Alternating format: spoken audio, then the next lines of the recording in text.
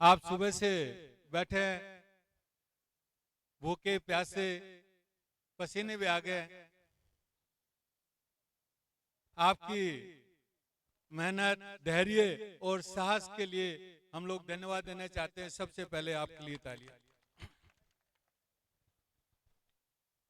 हमारे जिलाध्यक्ष नरेंद्र और उनकी तो टीम ने बहुत ही बढ़िया काम किया है। पिछले 15 दिन से लगे हुए हैं कि गांव-गांव जाना, ढाणी-ढाणी जाना, सबको समझाना है क्यों आना है। बहुत अच्छा उन्होंने काम किया है। तो हमारे नरेंद्र, राजाराम जी, जीवन जी, गणेश, भैरू जी, जो भी उनकी जो टीम है, उसके लिए जोरदार तालियां। जीवन जी थोड़ा इधर इधर ध्यान तो नहीं तो वो दोस्तों बाकी सब लोगों ने बता दिया है। 3-4 बात मैं बताना चाहता हूं। एक, जो हम लोग आरक्षण की अभी जो मांग कर रहे हैं कि आरक्षण का उपवर्गीकरण होना चाहिए। आज की राजस्थान पत्रिका किस किसने पढ़ी? किस किस के यहाँ राजस्थान पत्रिका आती है? बहुत सारे, कुछ लोगों के पास आती होगी। आज की राजस्थान पत्रिका में जो लेख है, बीच में जो लेख आता है ना एक राइटर का, उस लेख में वही है जो अपन मांग रहे हैं। हम लोग कह रहे हैं कि भाई जिनको बड़ी जो जातियां हैं, जिनको लाभ मिल चुका है, जो छोटी जातियों को लाभ मिलना चाहिए, आरक्षण का उपवर्गीकरण होना चाहिए, वही बात उस लेख में बोली। अभी कुछ 10-15 दिन पहले सुप्रीम कोर्ट ने भी वही बोला कि भाई आरक्षण का लाभ गरीब और जो पिछड़ी जो जातियां हैं या जो लोग छूट गए हैं उनको लाभ मिलना चाहिए। हर आदमी ये बोल रहा है, चाहे कानून हो, चाहे अखबार हो, चाहे कोई भी आयोग हो, वो यही बोल रहा है कि भाई इन समाजों को आरक्षण का लाभ मिलना चाहिए। हम लोग भी वही कह रहे हैं कि कितने ही आयोग, चाहे रेंड के आयोग हो, इदाते आयोग हो, सुप्रीम कोर्ट हो, इंदिरासानी केस में ओबीसी का आयोग हो, सब ने एक ही रिपोर्ट दी है कि भाई आरक्षण के भाग कीजिए और एक जो पहले एबीसी कीजिए और ए भाग में डीएनटी वर्ग आना चाहिए। दोस्तों दूसरी बात मैं बताना चाहता हूं, कई बार लोग सोचते हैं कि भाई सरकारी नौकरी तो कम होती जा रही है, तो आरक्षण से जैसे नौकरी लगी तो कम बच्चों को लगेगी। कोई बात नहीं। आज की स्थिति यह है, बहुत सारे गांवों में चपरासी भी नहीं है। बात सही कह रहा हूं, गलत कह रहा हूं? कोई भी प्रतिनिधि आपका नहीं है। आप पुलिस में जाओ कोई नहीं मिलेगा, आप तहसील में जाओ कोई नहीं मिलेगा, आप अपनी बात किसी को कह सकें ऐसा कोई भी नहीं मिलेगा। इसलिए हमारा प्रतिनिधित्व होना बहुत जरूरी है। खुद सुप्रीम कोर्ट बोल रहा है कि आरक्षण का आधार ये होना चाहिए कि एडिक्वेट रिप्रेजेंटेशन, उचित प्रतिनिधित्व होना चाहिए प्रशासन में, तभी वास्तव में लोकतंत्र होगा, तभी समाजों के साथ एक न्यायोचित आरक्षण व्यवस्था होगी। हम भी उसी के लिए मांग कर रहे हैं। बात सही है कि नहीं है? बात सही है कि नहीं है? अभी हम लोग कई बार सोचते हैं कि हमारा तो एमबीसी में आरक्षण है, कुछ लोग कहते हैं कि भाई ओबीसी में आरक्षण है, लेकिन एमबीसी हो चाहे ओबीसी हो फिर भी हमारा नंबर नहीं आता है। इसलिए सरकार से हमारी एक ही गुजारिश है, हमारी मांग है जो पहली, कि भाई हमें किसी दूसरे समाज से कोई विरोध नहीं है, कोई लेना देना नहीं है। हमारी एक मांग है कि हमारा हिस्सा अलग कर दो। बात सही है कि नहीं है? हमारा हिस्सा अलग होगा तो हमारा नंबर आएगा कि नहीं आएगा? दूसरों के साथ में होगा तो हमारा कभी नंबर आएगा नहीं। हमारा हिस्सा अलग कर दो, चाहे एससी हो चाहे ओबीसी हो, किसी वर्ग में हो, लेकिन हमारा हिस्सा अलग से होगा तो हमारे बच्चे डॉक्टर बनेंगे, तो हमारे बच्चे इंजीनियर बनेंगे, तो हमारे बच्चे अधिकारी बनेंगे और हमारे समाज का विकास होगा। बात सही है कि नहीं है? होना चाहिए कि नहीं होना चाहिए अपना अलग से हिस्सा, इसलिए ये आंदोलन कर रहे हैं। दूसरी बात, खास करके यहाँ गाड़िया लोहार के बहुत सारे लोग यहाँ पे आए हैं। अभी एक नियम आया है हाईवे का कि हाईवे के 75 मीटर की दूरी में सब जो भी बस्तियां होंगी सब खाली करवाएंगे। सबसे ज्यादा प्रभावित इसमें गाड़िया लोहार होगा, क्योंकि उनकी अधिकतर बस्तियां कहां बसी हैं? हाईवे के पास।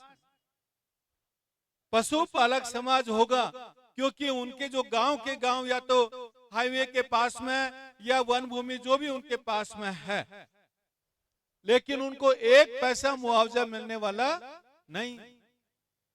बात सही है कि नहीं? मिलेगा पैसा? नहीं।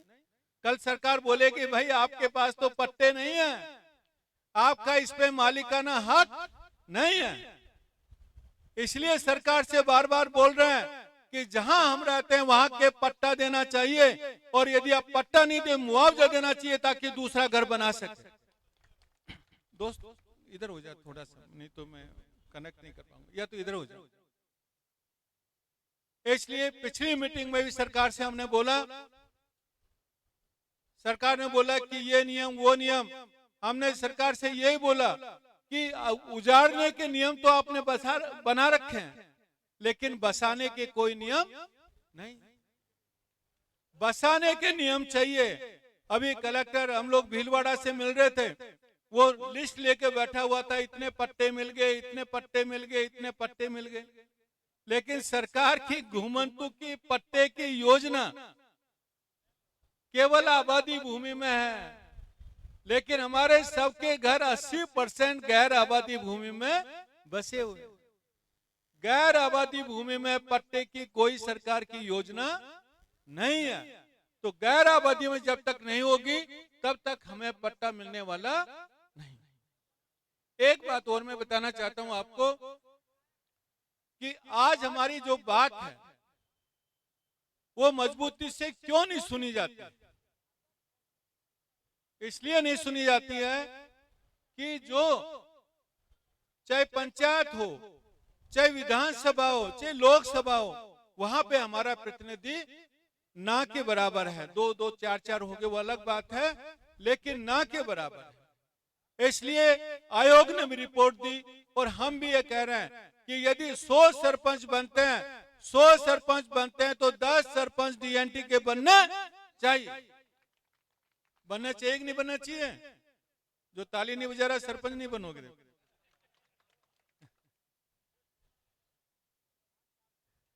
100 प्रधान बनते हैं तो 10 प्रधान हमारे बनने, 100 एमएलए बनते हैं तो 10 एमएलए हमारे बनने चाहिए। यदि 10% रिजर्वेशन होता तो आपके 20 एमएलए विधानसभा में बैठते। कितने बैठते? 20। और 20 एमएलए इकट्ठे होकर जब बोलते हैं कि हमें डीएनटी में आरक्षण चाहिए तो सरकार को आरक्षण देना पड़ता। आज हमारी वहां पे उपस्थिति नहीं है, इसलिए सरकार अनदेखी करती है।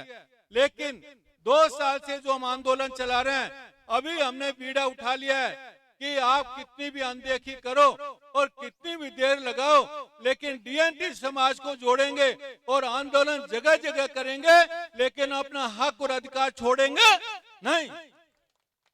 सरकार डराने की कोशिश भी करती है।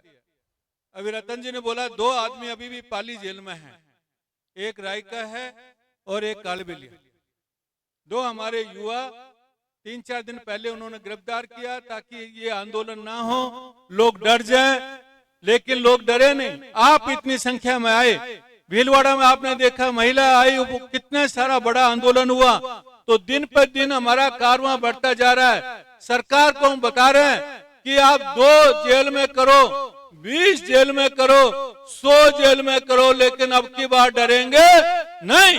और जितने ज्यादा आप तकलीफ दोगे हमें, सरकार अधिकार तो नहीं दे रही है लेकिन तकलीफ जरूर दे रही है। तकलीफ दे रही है कि 2 आदमी जेल में कर दिए, अब इनका बेल करवाओ। सुबह से मैं उनकी बेल की प्रक्रिया में लगे हुए थे। तो आप कितनी तकलीफ दो, हम तकलीफों से नहीं घबराएंगे। हम हमारे साथियों का वकील करेंगे, उनकी फीस देंगे, उनको छुड़वा के लेके आएंगे, लेकिन डरेंगे नहीं। इसलिए साथियों, सबको एकजुट रहने की जरूरत है।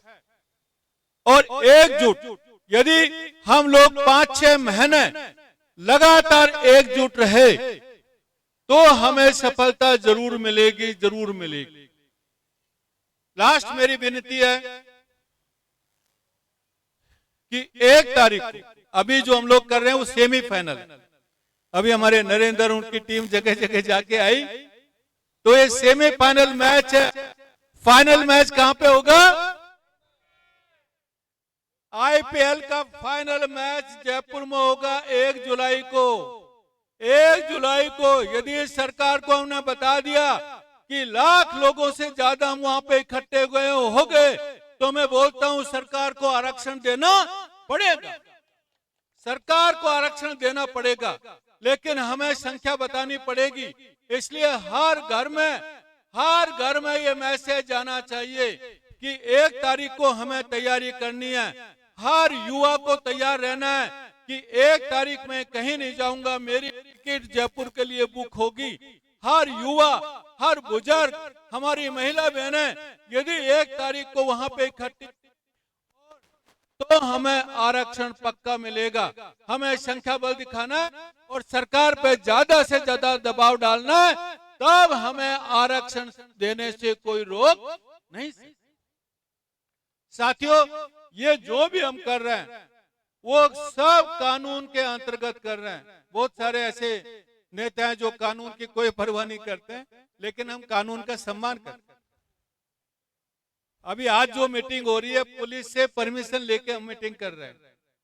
2-3 दिन से हमारे जो जिला अध्यक्ष और बाकी साथी लगे हुए हैं, पुलिस की पूरी अनुमति है। पुलिस ही अपने को एस्कॉर्ट लेके जाएगी और वहां पे सारी व्यवस्था करेगी।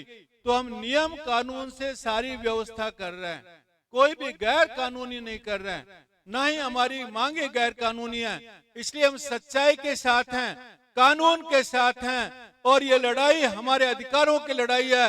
इस लड़ाई में हम लोग जरूर सफल हो। तो जयपुर आएंगे, अभी तो सेमीफाइनल है, फाइनल में डिसीजन होगा कब किसको मिलेगा। वो फाइनल में 2 ही खिलाड़ी है, या तो हम है या सरकार। या तो सरकार जीतेगी या हम जीतेंगे। कौन जीतेगा? कौन जीतेगा बताओ?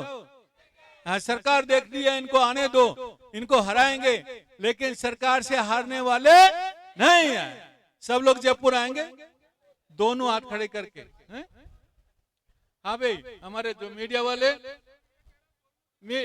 वाले दोबारा से मैं हाथ उठाता हूँ, ठीक है? मैं बोलता हूँ दोबारा से, तैयार ना दोनों हाथ उठाने के लिए? हाँ, जयपुर सब लोग आएंगे, सरकार को झुकाएंगे, सरकार को झुकाएंगे।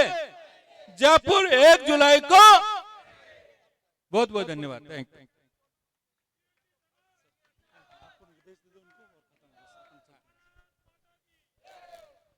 अभी हम लोग कलेक्टर ऑफिस जाएंगे, आपको झंडे वगैरह